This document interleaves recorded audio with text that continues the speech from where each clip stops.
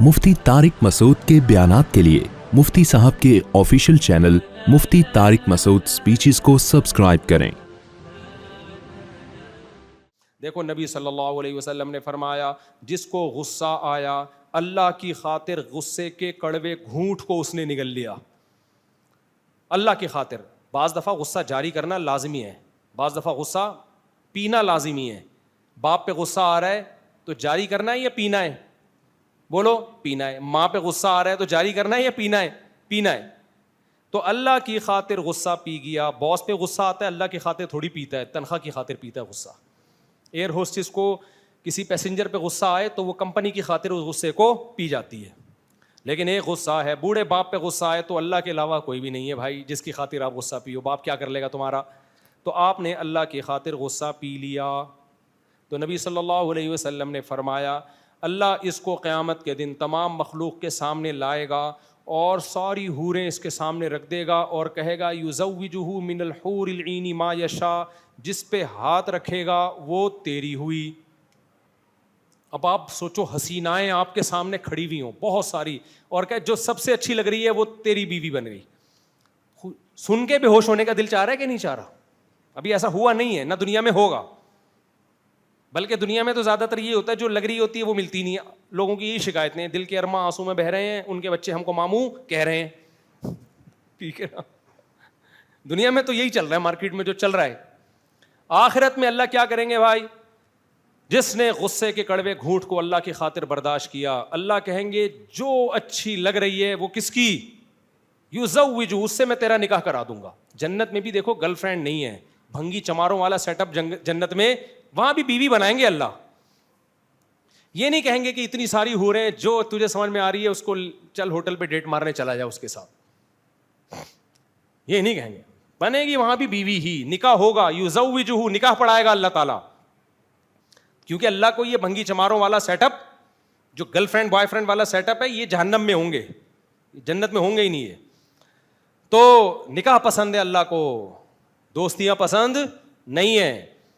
तो अब सवाल पैदा होता है, भाई गुस्से के कड़वे घूंट पे हूर क्यों दी जा रही है? उसका जवाब यही है कि मर्द के लिए ताकत के बावजूद गुस्सा जारी कर सकता है, फिर भी गुस्से को बर्दाश्त करना मर्द के लिए सबसे मुश्किल काम है।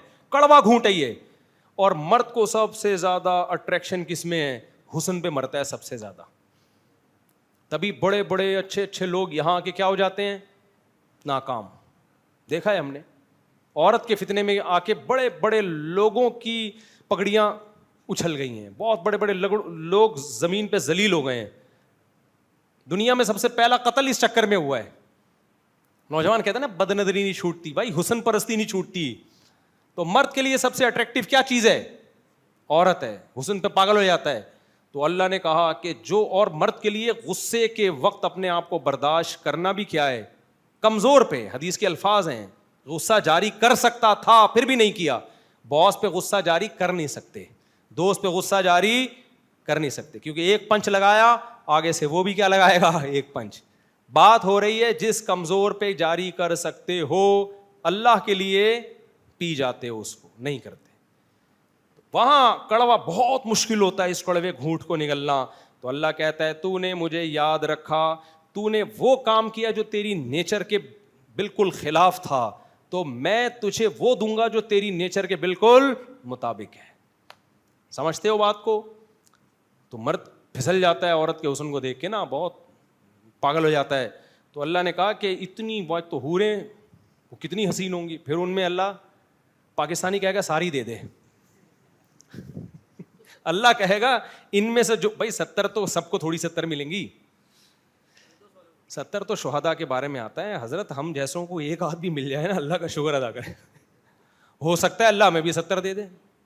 क्या ख्याल है भाई? तो मांगनी तो अल्लाह से ऊपर की जन्नत ही चाहिए ना, लेकिन 70 का हर एक के लिए नहीं है कि हर एक को 70 मिलेंगी।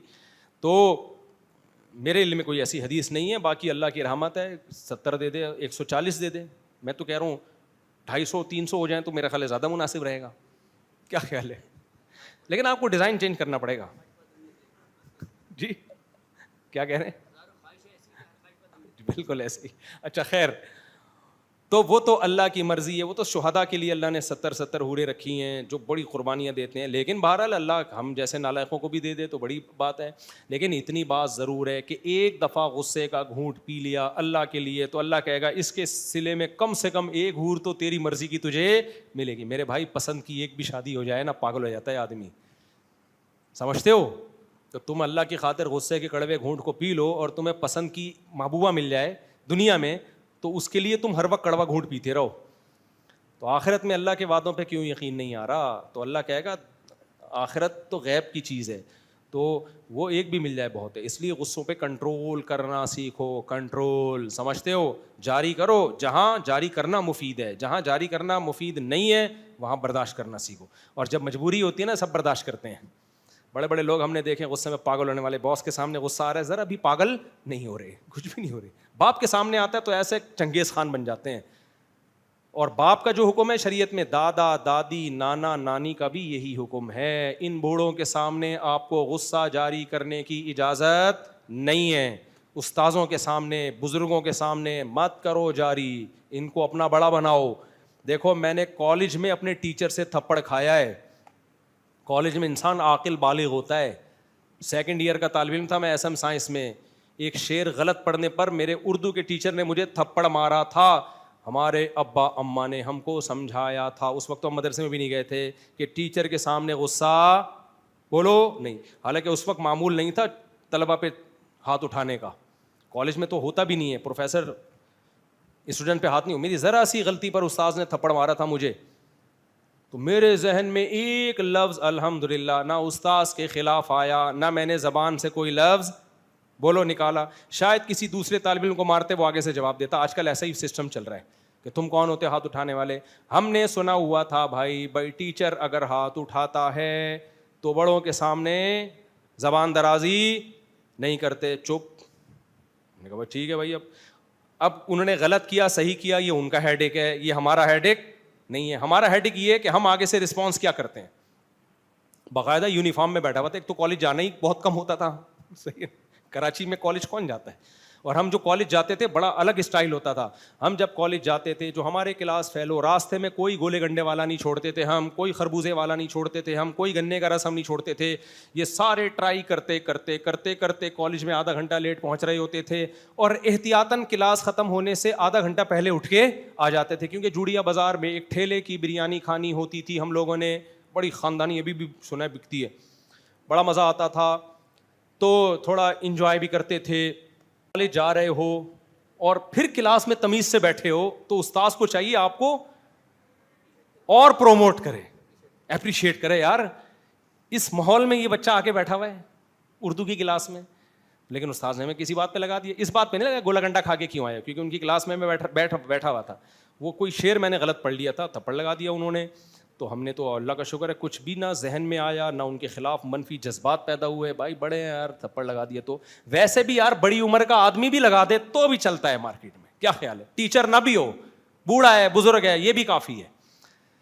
تو اب مسئلہ یہ ہے کہ اللہ میاں کیا کہتے ہیں بھائی, غصے کے کڑوے گھونٹ کو پینے پر کیا ملے گا. ہو سکتا ہے وہ تھپڑ پہ شادیاں ہو گئی ہوں میری, کیا خیال ہے؟ اللہ نے کہا ہور ہور تو بعد میں, فی الحال تیری شادیاں کراتے ہیں. تو نے کیا کیا ہے؟ ہم نے اور بھی ٹیچروں سے تھپڑ بھی, ابا سے بھی کھائے, اماں سے بھی چانٹے کھائے. اللہ کا بڑا, تبھی ہم الحمدللہ نارمل ہیں. جو بچے ابا اماں سے پٹتے, کبھی بھی پٹے نہیں ہیں نا, وہ نارمل نہیں ہوتے. مارنا ٹھیک نہیں ہے بچوں کو, پڑھ پڑھ درندوں کی طرح کوٹ رہے ہوتے ہیں نا, یہ خود گدھے ہوتے ہیں جو اس طرح کی حرکتیں کر رہے ہوتے ہیں. کبھی کبھار واجب التھپڑ ہیں بچے. ایک تو ہوتا ہے نا واجب القتل, فتوے ہوتے ہیں نا یہ فلاں واجب القتل. تو ہر بچہ باپ سے واجب التھپڑ ہوتا ہے کبھی کبھار, کبھی کبھار, ٹھیک ہے نا. کوئی غلطی کرے بلا وجہ نہ مار. تو اس سے بچے کے سافٹ ویئر کیا رہتے ہیں بھائی, اپ ڈیٹ, بالکل فٹ رہتا ہے, اس کا امیون سسٹم بھی ڈیولپ ہوتا رہتا ہے. ورنہ بالکل برگر کی طرح, چھوئی موئی کی طرح اس کو بنا دیا, کسی کام کا نہیں رہتا. شادی تو سوال ہی پیدا نہیں ہوتا کہ وہ اپنی ذمہ داری پہ کر سکے. وہ ایسا برگر فیملی بن جاتا ہے کہ جب اس کو کوئی رشتہ بتایا جائے تو کہتے ہیں امی سے پوچھ کے بتاؤں گا. ہمارے دوست ایسے بھی ہیں, 35 سال کے ہو گئے, کم بختوں کی شادی نہیں ہو رہی. میں نے کہا بھائی شادی کیوں نہیں کرتے؟ کہہ رہی امی ابھی راضی نہیں ہے, امی سے پوچھ کے بتاؤں گا. ایسا ہی ایک بندہ تھا, اس کا میں نے کہیں پیغام بھجوا دیا اس کی امی سے پوچھ کے. تو لڑکی والوں کے سامنے جب وہ امی سے پوچھ کے آیا ہے نا, بیٹھا ہے, تو لڑکی والوں نے کہا کیسے رکھو گے بیگم کو؟ اس نے کہا بھائی میری امی سب فیصلہ کریں گی, امی سے پوچھ کے بتاؤں گا. انہوں نے کو اندازہ ہو گیا کہ اس گھر میں ساس نے بہو کا کچومڑ نکالنا ہے. صحیح ہے نا؟ جب ساس بہو پہ ظلم کرے گی تو یہ کس سے پوچھے گا؟ امی سے پوچھے گا.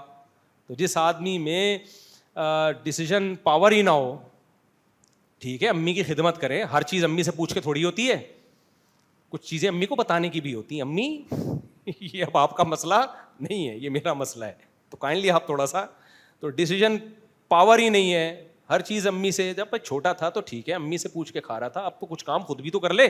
امی کی خدمت بھی امی سے پوچھ کے نہیں کر, بغیر پوچھے کر امی کی خدمت, ورنہ امی سے خدمت میں بھی امی سے پوچھے گا وہ.